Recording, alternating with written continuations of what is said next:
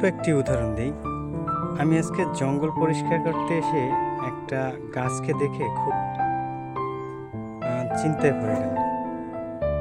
আসলে এই মরিচ গাছটির কোমরটা না ভেঙে গেছে।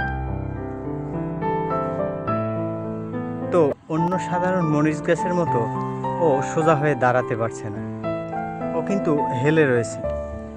ওর একটা খুঁটির প্রয়োজন, যার সাহায্যে ও দাঁড়াতে পারে। ঠিক এভাবে তেমনি প্রত্যেকটি মানুষের জীবনে যদি উন্নতি বা দাঁড়াতে চায়, তাহলে তার পিছনে এরকমের একটি বাঁশের খুঁটির দরকার আছে প্রত্যেকটা মানুষের।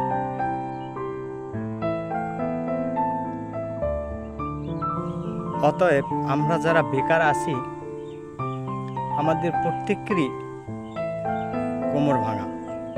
যদি সোজা হয়ে দাঁড়াতে হয়, তাহলে কোনো না কোনো মানুষের সাহায্য নিতেই হবে, হয়তো মা, বাবা অথবা সহধর্মী।